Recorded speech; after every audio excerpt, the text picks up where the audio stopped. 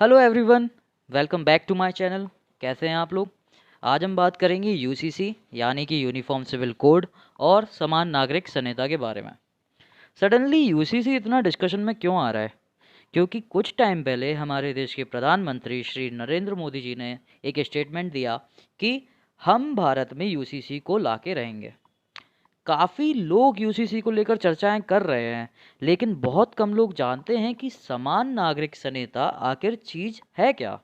तो थोड़ा डिटेल में बात शुरू करते हैं, बट यूसीसी को अच्छी तरह समझने के लिए आपको ये वीडियो एंड तक देखना पड़ेगा। तो आइए स्टार्ट करते हैं।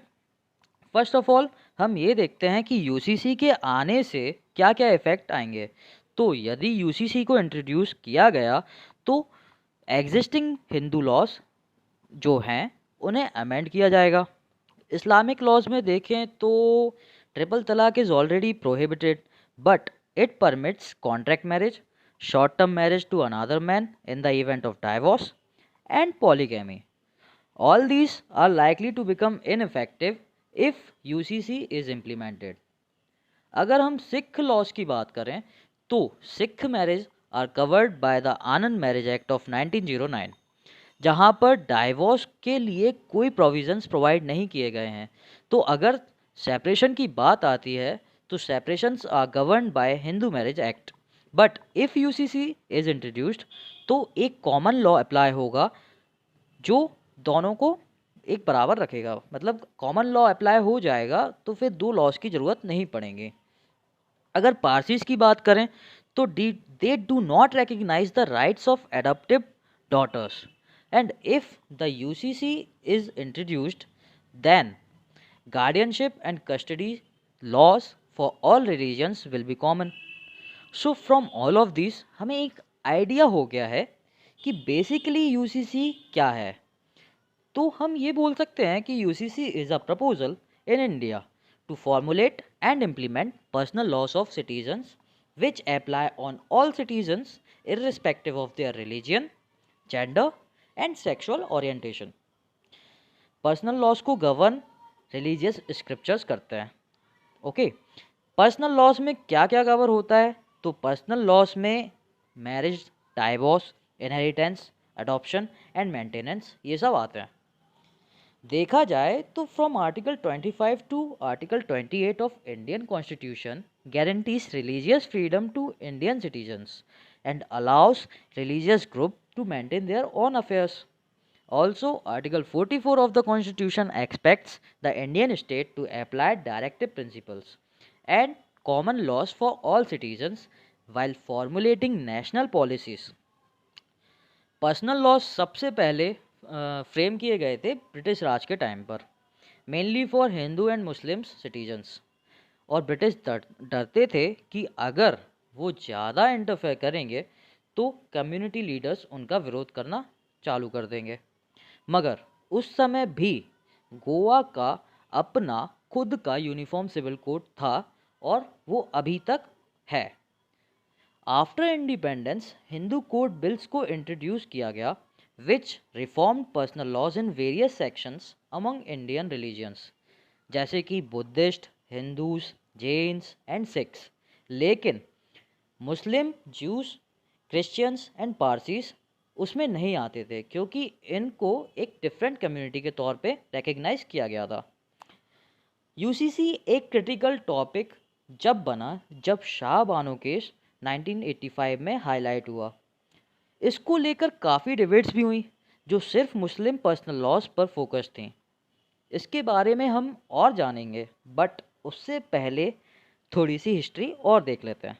ओके, सो हम बात करेंगे 1947 से लेकर 1985 तक की, जो पोस्ट कॉलोनियल पीरियड के नाम से भी जाना जाता है।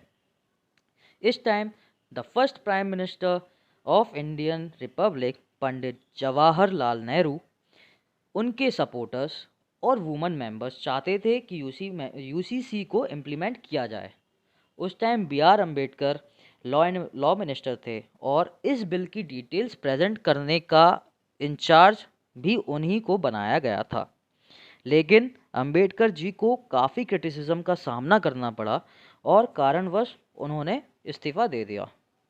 फिर नेहरू एडमिनिस्ट्रेशन ने हिंदू कोड बिल पास कराने की कोशिश की, बट हिंदू कोड बिल्स को भी काफ़ी क्रिटिसिज्म का सामना करना पड़ा, और इस कारण से एक लेसर वर्जन पार्लियामेंट ने पास किया in the form of 4 separate acts, that is Hindu marriage act, succession act, minority and guardianship act and adoption and maintenance act. But कुछ टाइम बाद ये देखा गया कि हिंदू कोड बिल सफिशिएंट नहीं थे जेंडर डिस्क्रिमिनेशन को ख़त्म करने के लिए। जैसे कि डाइवोर्स लॉ बनाया गया था दोनों पार्टनर्स के बेनिफिट के लिए, but majority of its implementation involve those initiated by man.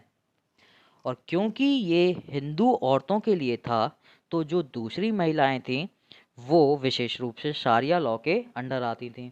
Shariya law Muslim personal law का बेस भी था, ठीक है।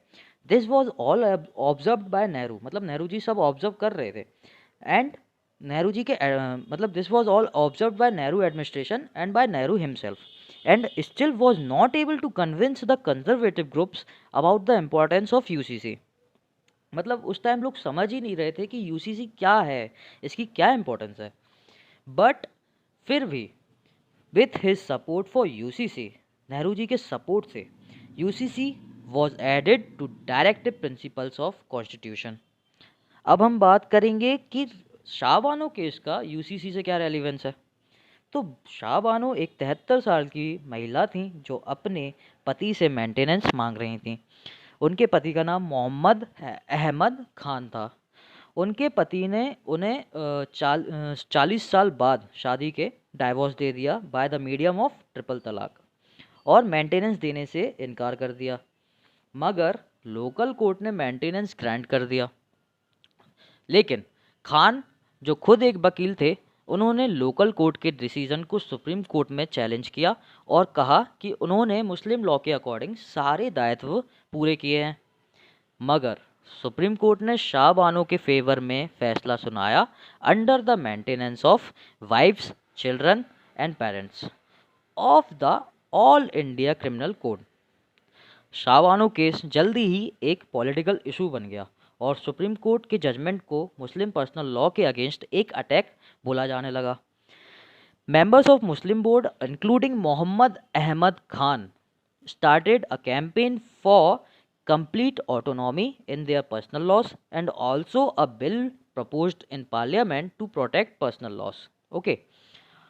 फिर Muslim Women's Protection of Rights on Divorce was passed in 1986, जिसके कारण सेक्शन 125 ऑफ CRPC इनएप्लीकेबल हो गया मुस्लिम वुमेन्स के लिए।